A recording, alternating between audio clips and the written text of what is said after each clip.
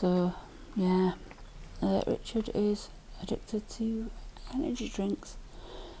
He had a couple. He used to drink them at work when he worked days in an office to wake him up. Then he worked nights, so he used to have them on an evening to keep him work on a night, because he'd work until like 2 a.m. or whatever. And now he'll have a couple to keep him, like, he'll get up and he'll have one. When most people will wake up and have a cup of coffee, he'll get up and have an energy drink, and then he'll have an energy drink later. So yeah, that's how he does. But he decided to give it a knock on the head. So he's having headaches and he's tired all the time, but I've told him it'll pass in about a week. It's just like the sugar in it and the caffeine in it just needs to be out of your system. You'll feel rubbish, you'll feel tired, you'll get headaches, you'll be plodding along, but you'll be fine. He's a rugby league fan. He supports Wakefield Trinity Wildcats. They're not called Wildcats anymore, but he supports Wakefield Trinity. Has been a fan of them for many, many years.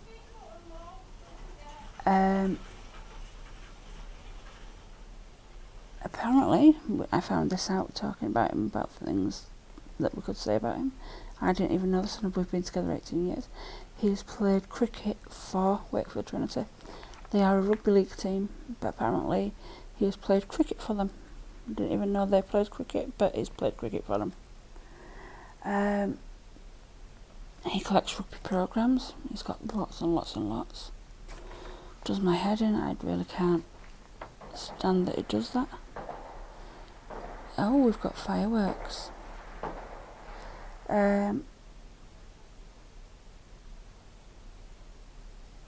He's also a hoarder. Keeps anything and everything because it may come in useful one day. May be worth something one day. All the same excuses that an hoarder would make. So, drives me round the blooming bend. Thing is, his mum lets him do that, and that makes it even worse for me because it drives me round the twist. He is a columnist for the 4020 magazine. He also does the 4020 podcast, YouTube and Facebook with them. He does lives, he does videos, he does Twitch as well, whatever Twitch is. So yeah, he does all of those things with 4020. So if you like rugby and rugby league, go check them out. They have a magazine that is available in shops, or you can go direct to get it delivered to you every month, I believe. They do. Used to be 6 Wallet on a Monday, but due to like lockdown and social distancing and things, they now do 4020 not live, via Skype/Zoom, and put the videos on YouTube and Facebook. So follow him on Facebook and YouTube at 4020 TV. So yeah, that's if you like your rugby league.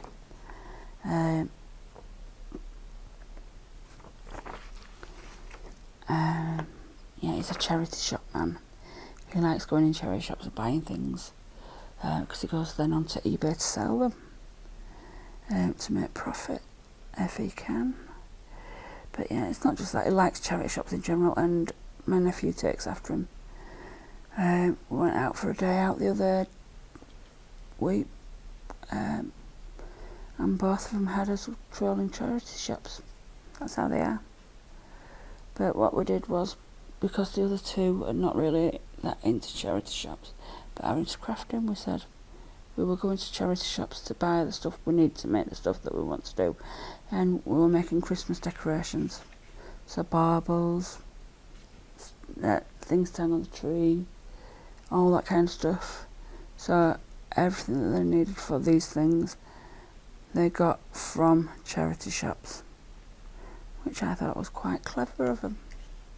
And then we went to a cafe for lunch, so we did that. And about us together. We're quite boring. We both describe ourselves as boring people because we don't really do that much. We enjoy quizzing together. So, for example, we will watch Only Connect together and do that. We are on a team on a lockdown quiz. We'll do that together.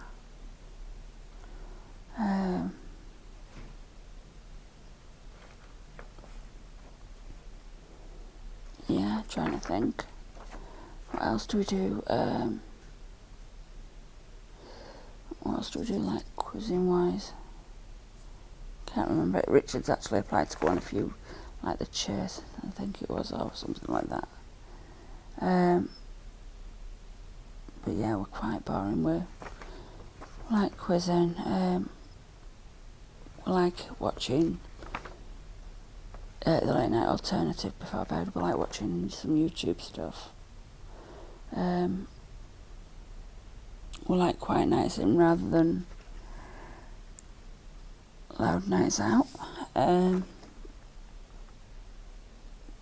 So yeah, I like people probably call us boring.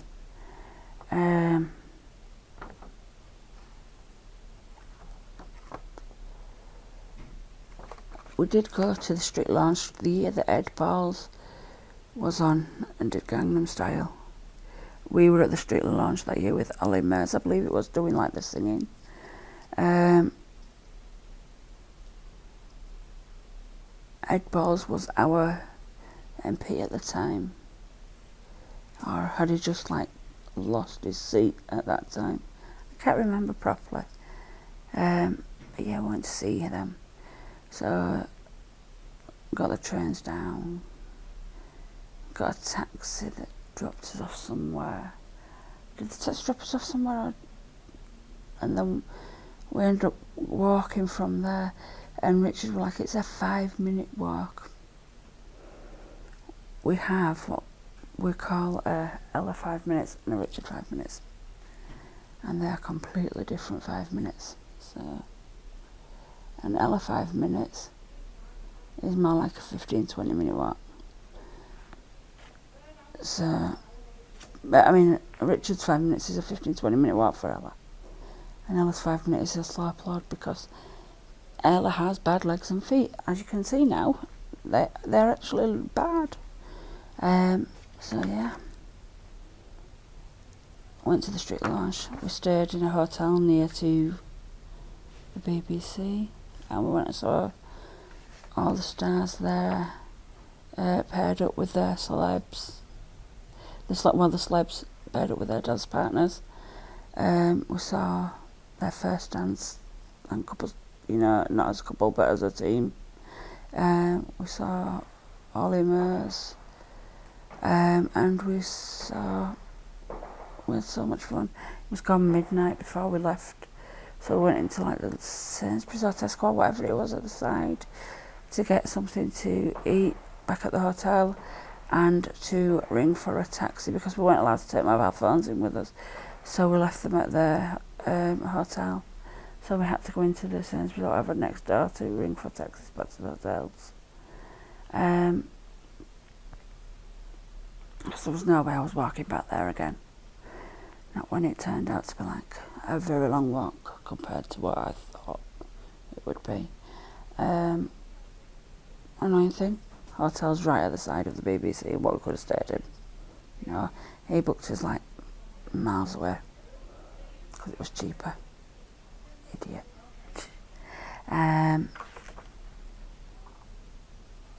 We go to Blackpool 2 times a year.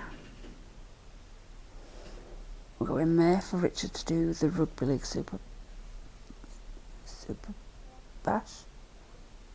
Summer Bash, that's it. See brain fog. We go in May to see the Summer Bash, usually the bank holiday weekend. while he's at the rugby working, I will hang around with my pen pal Tracy and her daughter Poppy, or go and do my own thing, writing pen pal letters on the beach and things like that. And we go for a Christmas weekend in December, where we go to see the tributes and get a 3-course meal. So like last year we saw Robbie Williams and Michael Jackson, and you get like a soup for your starter, you get a main like turkey dinner or steak pie dinner, and then you get your choice of puddings, and then it's followed by mince pies and coffee, and then the acts come on and do their show. Yeah, greeted at the entrance with like a glass of fizzy wine, not anything expensive, just fizzy wine, and orange. So we do go to that, and during the day we go and do stuff, we hope to try and meet up with Tracy and Poppy, but it doesn't always happen. We go and spend time together in Blackpool alone, having fun. We're hoping next year in Blackpool to go with the dogs, so if anybody has recommendations for like dog friendly apartments, because we're going with the dog and 3 kids aged 11, it'll be 10 and 7, 11, 10 and 7, yeah, and then a dog, we need apartments for that. And also, what can we do with a dog and 3 kids? Needs your advice if you are from the Blackpool area. So we are moving house soon. We're going to be moving to somewhere else, still in the same city, but a bungalow. Moving out of a 3-bedroom house into a bungalow, so that's going to be fun, downsizing with the furniture and things that we have, but I'm sure we can do it. We've been waiting. We were given the offer on the 19th of August of the bungalow, but it didn't arrive. We've not been able to move in because they are doing updates of it, which include new central heating, new kitchen, new bathroom, new rewiring. It's going to be a brand new bungalow by the time we move in, by the sound of it. So yeah, we're going to move in there hopefully soon. The last message I had was they expect to get their keys back tomorrow. The council expect the keys back tomorrow. So when they get the keys back tomorrow and they've checked it all out and stuff, they will contact us for us to go and look and confirm whether or not we would like to. Not tomorrow, Monday. I'm losing days. I don't even know what day we're on. Bloody hell, I'm a nightmare. So yeah, we are losing days. But yeah, they're going to do that. They'll go on Monday. They'll get the keys back on Monday, and then they will have a look, see how it is for them. If they have no issues and they sign it off, then Richard and I will be invited to go and have a look and decide whether we wish to take it or not. And then you are usually given a week to move in, but because I'm due to be self-isolating during that week and I have a lot of health issues, including possibly losing my toes, we're hoping that they're going to help us out a bit more, give us more time and stuff to get our stuff moved over. We shall see, hopefully.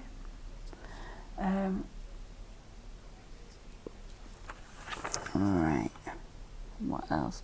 Oh yes, Sarah Millican. We have seen Sarah Millican several times. The glasses are back on for some reason. I've seen Sarah Millican several times. I'm kind of like her. I think it's about 3 or 4 times we've seen her. I got a message off Richard. He's managed to get us tickets to go see her at to not go see her, but to see her record her radio show. The Elephant in the Room, I think it's called. So basically, we do it over Zoom or Skype or whatever.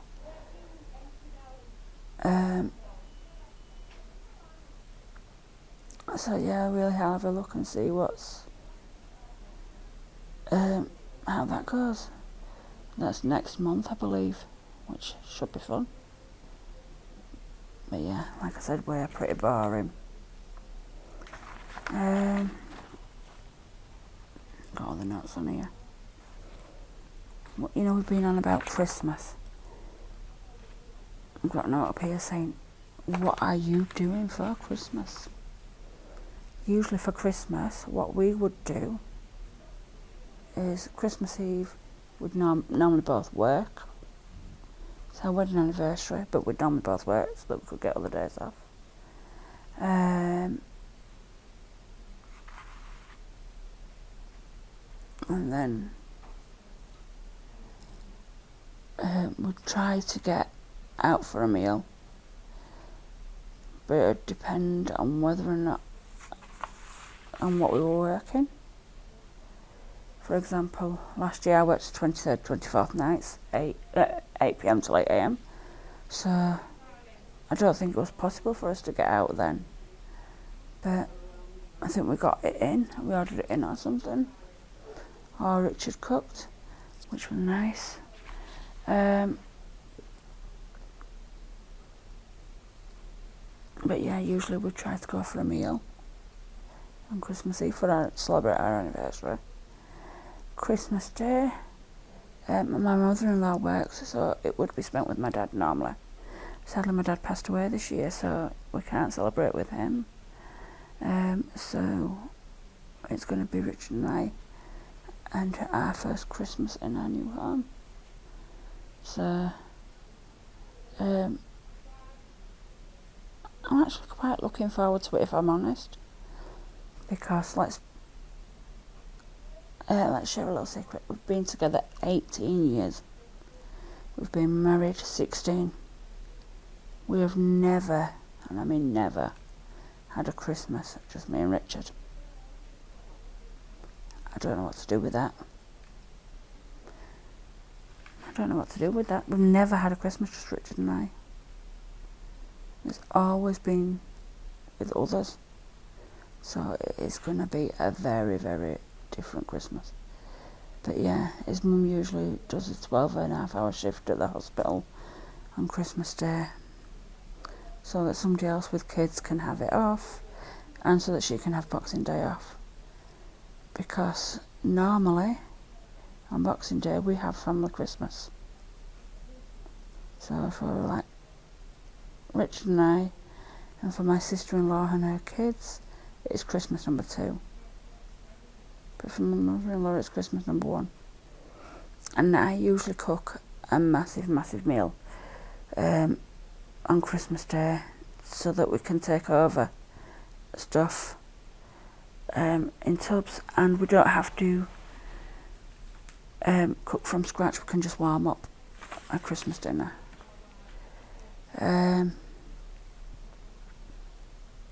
But yeah, that's what we'd normally do. We'd go over there on Boxing Day about 8 o'clock.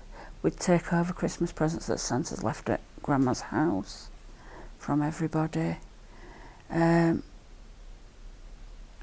then we'd go and see them. They'd open the presents, we'd play games, we'd have Christmas dinner, we'd play more games in the afternoon, have a buffet tea before we came home in the evening, in time for the kids to go. We'd come home just as the kids were going to go to bed. So everybody's shattered because we've all had a busy day, but it's so much fun. It's Christmas number 2. But this year's going to be different. If we can't do Boxing Day with the kids, it will mean Christmas Eve, Christmas Day, Boxing Day, Richard and I are alone together all the time. There better be something good on the telly, because that could get fun. Yeah. Weird how we've never ever had Christmas just us.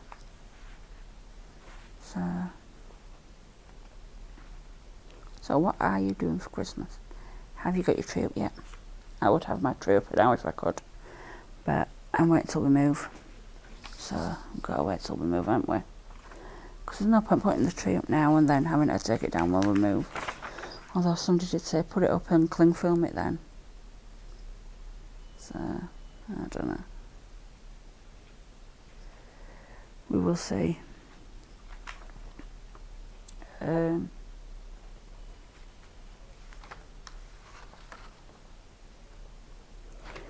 Oh yeah, right. I need to say what this. These videos, although they are starting off basically focusing on diabetes now, and on my feet and on the complications that I'm having with diabetes, it's basically Ellandbackagain. It's my journey to hell and back again with my health. And it's more than diabetes. I have congenital heart defects, such as a VSD and Epstein's anomaly. I have partial sinus inversus, where my organs are the wrong way around. I have fibromyalgia, where I'm in pain a lot, and I get fibrofogs. And you'll keep seeing me getting distracted, going, whoa, wait, what? I've forgotten the word. So we have all those. Obviously diabetic. I also suffer depression. It's not as bad now as it was when my mum passed away, but I suffer depression a little, and it's hard. But yeah, I suffer depression. I'm not ashamed of it.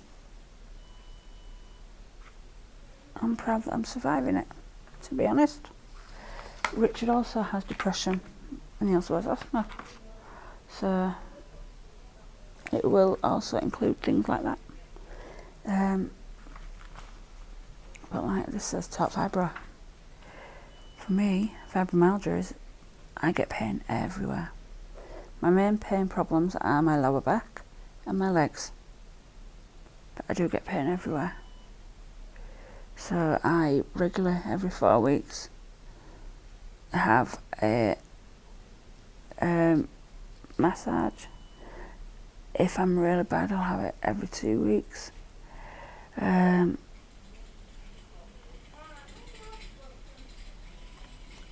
I see a chiropractor regularly. I have my neck and my upper back done, and they check over everything. Because the pain meds that I have are not enough on their own. So yeah, fibro for me is pain, a lot of pain. I do take quite a few medications. These include paracetamol and codeine, oxycodone, gabapentin, and duloxetine for my fibro. The gabapentin and the duloxetine are nerve tablets that are supposed to help me.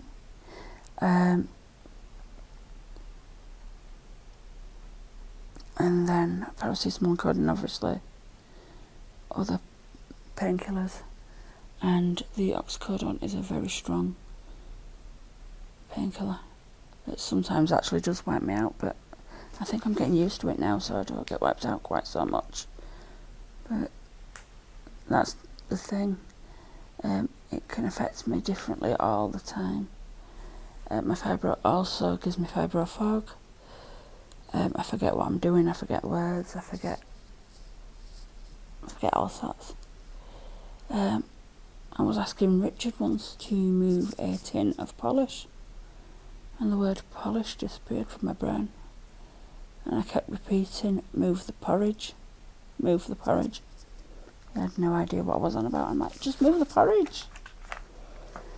So, yeah, that is kind of a bit of my fibro things. And my mental health.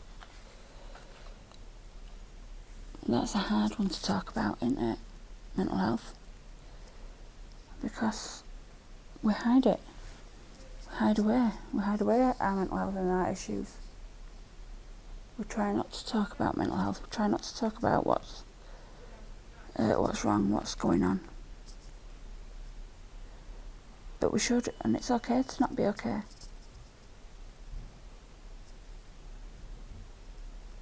I've learnt the hard way not to drink on New Year's Eve. I struggle with New Year's Eve anyway, because it would have been my grandma's birthday, and this year would have been my grandma's 100th birthday. Me and alcohol, when I get quite drunk, I can get quite sad. Me on alcohol, when I'm already feeling down, really bad mix. I went out one year with Richard, with friends. We were drinking. I got drunk. I was already feeling down. I felt even more down. I was able to do the happy smile, like, oh yay, this is fun, let's have a party. Well, yeah, and you can do that with your friends. You can put that face on, and you can make them think that you're alright, and then let them not know. And then I got home, and I crashed, and my mood dropped straight into my boots. I felt like doing something stupid, so I kind of thought, if I get into my nightie and go to bed, that will be a good thing. I got into my and decided I couldn't cope and I didn't want to be here anymore. I wanted to actually slit my wrists. Richard stopped me. So in the end, I stuck a coat on and went for a walk in my nightie on the 31st of December on a freezing cold night, walking around the area I lived in at like 2 o'clock in the morning in a nightie in the freezing cold. I ended up going and sitting on a curb somewhere, having a cry, thinking it over, calming myself down, and then going back home. And on that night, I decided that I don't want to drink anymore, and if I do drink, it will be 1 or 2, and that I don't want to get drunk, because I don't ever want to feel like that again. So yeah, I never ever want to feel like that again, so I don't really drink. Richard is teetotal anyway, so that is good. But yeah, I don't think I ever want to drink again. I'll have 1 or 2 now and then, but I won't get drunk because it doesn't mix well with me, because of the depression, because of how sad it makes me. Most people are happy on New Year. I'm not. I love Christmas, don't get me wrong, I love Christmas. I hate New Year. But I'm able to do the, yay, let's have a happy New Year. But I usually volunteer to work so that I don't have to celebrate New Year. Last year I volunteered to work it on the night shift, so I did the 31st and the first nights, because I would much rather be at work than trying to pretend to be happy with friends for New Year. And I felt bad that I was leaving Richard home alone for New Year's, because he won't go out on his own, even if he's invited out with friends, not for New Year. So I felt bad that I'd left him, but I just hate New Year's, so I would much rather volunteer to work than have to say no to going out with somebody and then explain that I don't actually want to drink. But yeah, that's like part of my depression story. my depression started, well, it could have started before, but my depression escalated after my mum died. I was able to do the organising of the funeral. I was able to look after my dad. I was able to get everybody through to the funeral and everything else. And then when it came to leaving my mum at the crematorium, that is the bit I couldn't do. My legs at the point of leaving decided they could not leave. They would not leave. So it took Richard and my dad to practically carry me out, to get me out of there, because my legs just wouldn't hold me. They had to hold me up and walk me out. And from that moment, my world kind of was extremely different, and I struggled with my mental health.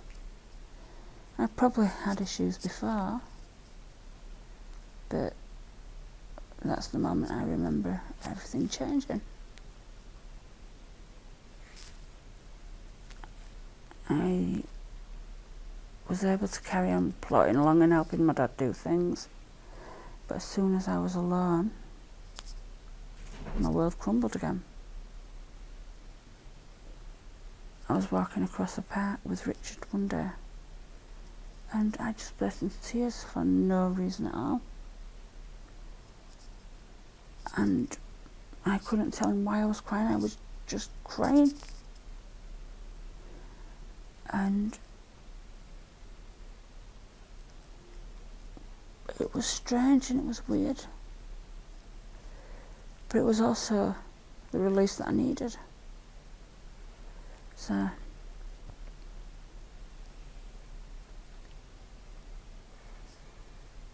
I don't really talk about this, don't talk about mental health, and we should, because let's be honest,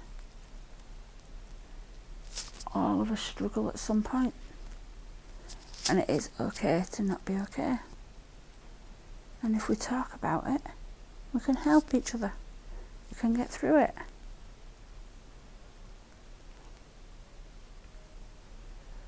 It may seem to be the worst thing in the world, but again, it may be an easy fix if we talk about it. So please, just know you can talk to me if you need to. Sometimes it's easy to talk to people you don't know. I did counselling with somebody called Right Steps and Turning Point, and she'd ring often at the start, and then it went to every couple of weeks, and it helps a lot just to talk. And she never said you need to do this or you need to do that, but we'd talk, and then she'd say, well, what do you think you should do next? What do you want to do next? How we're going to get you better? And we got me to the point where in January this year, after 12 years, I came off antidepressants. Caused the biggest fibro flare I've ever had in February, but I came off my antidepressants. My dad very kindly decided to pass away in March, whilst I had no antidepressants in my system, but I'm still not on antidepressants. But that's because I talk about it now. I will talk with Richard on a night before I go to bed. I will write it down. This group, this thing, this is part of that. It's going to be like a therapy to me. I'll come and I'll talk on here. I'll get out what I'm thinking, what I'm feeling. So you guys are helping me along my journey, so that I stayed antidepressant free. I have had people say to me, "Oh, you're so positive, you're an inspiration." No, I'm not positive and an inspiration. I'm a girl struggling like everyone else.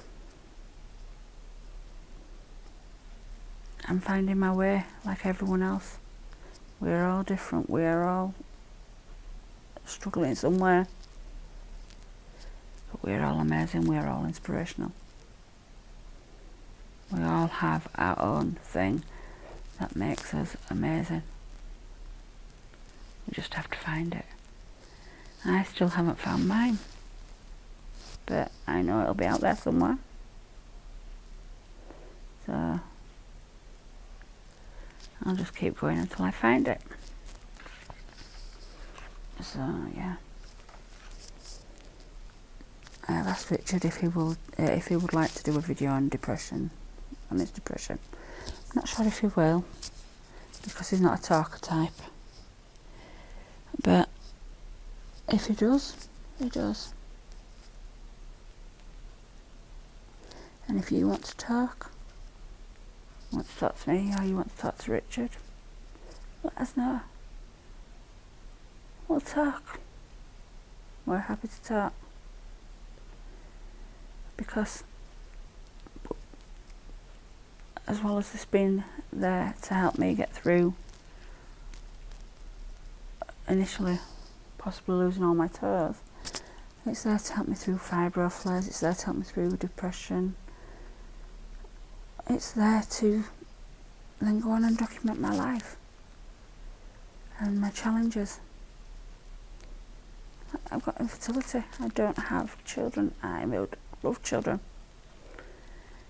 I would have given everything to have children. And there would have been a time that me being told that I sat opposite the maternity unit would have broken my heart, and I'd have sat crying.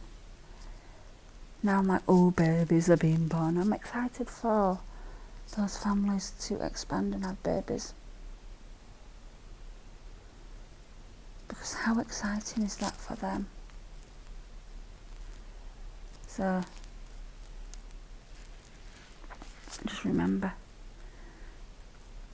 it's okay not to be okay. You can talk to me like I'm talking to you now, and we'll be more than happy to help. So, on a different subject, what would you like from our videos? What would you like from these? Do you want to know more about us? Do you want to know more like educationally things that we've got to Google to find out? What do you want from our videos? Let us know. My aim is, once I am out, once I've sorted my foot out, whatever they do, whether it be they chop the toes off, whether it be they fight the infection and keep the toes, once I'm out and it's sorted, I want to get healthy. So that means the diet is on, the exercise is on, but I can't really do the exercise. I'm going to try some exercise videos and stuff possibly, but it makes me walking the dog. So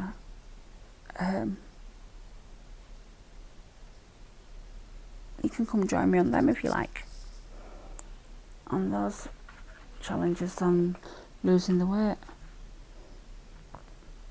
I got excited the other day, got weighed, and my weight is 100 kilograms, 100.1 kilograms. I've not been that in many years for now, so that is exciting to me. And I had a slipper on and something else on. There were like several things that I had on, and I'm like, oh my gosh, if I was getting weighed without these on, I'd be under the 100 marker. And I was so excited by that, because without trying properly,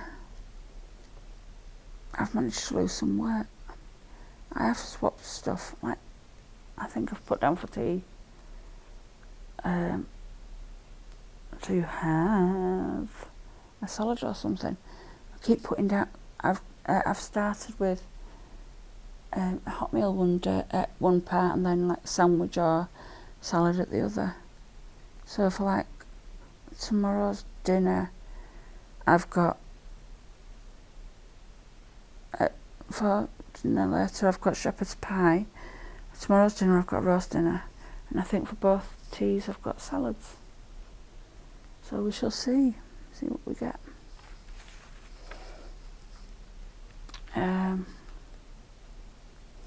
On to local news. We've had some local news. How weird. A nurse at this hospital, where I am right now, on the ambulatory centre where I normally end up being sent. I've been sent because my PIC line was blocked, and I've been sent to come up here before, has been struck off because she pretended to have the qualifications to be an advanced nurse practitioner and prescribe when she didn't actually have them qualifications. So she was prescribed medication legally. She didn't have the qualification to do it. And they only found out about it because she applied for a job as a matron. How scary is that? So she's been struck off. And then, yeah, the other news. Peter Sutcliffe, the Yorkshire Ripper, has died of COVID. And it's strange. Most people would be thinking, oh, the Yorkshire Ripper, yeah. I've heard stories or whatever. Me, I thought of my dad straight away, because my dad told us stories. We had tales and tales upon tales of the Yorkshire Ripper and Peter Sutcliffe. Apparently my dad was stopped several times because he matched the description of the Yorkshire Ripper. So yeah, apparently my dad was stopped several times because of that. So how scary.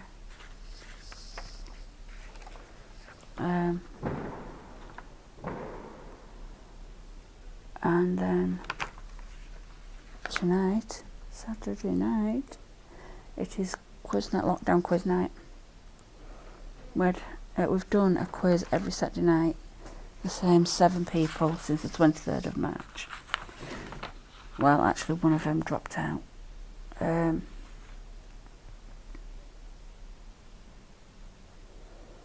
were 7 of us, there's now 6, because Dave decided to drop out or take a break. I don't know if he's coming back. So there are now 6 of us. But on Saturday night we do a quiz. Different people host. Richard, I've told, can never host again because he's hosted 5 times, and 4 out of the 5 times I've been in hospital. It's jinxed. Every time he hosts, I end up in hospital. He hosted last week and I was in hospital. He's not hosting this week, but I've still not been discharged, so. But yeah, every time he hosts, I'm in hospital. So, I'm not impressed. I'll let you know how we go on the quiz in tomorrow's update. Alright, so if you've got any questions, ask in the comments. Tell me what you're having for tea, what you're up to, and all that jazz down below. If you want to chat, comment down below. We are here. I have been held captive in a hospital bed in my little self-isolation room. I'm not even allowed pyjamas brought in for me So that's how bad it is. So any questions, please do ask. And as they always say, hit like, subscribe, and leave a comment. So for now, from Ellandbackagain, take care, stay safe, have a good one. Mwah.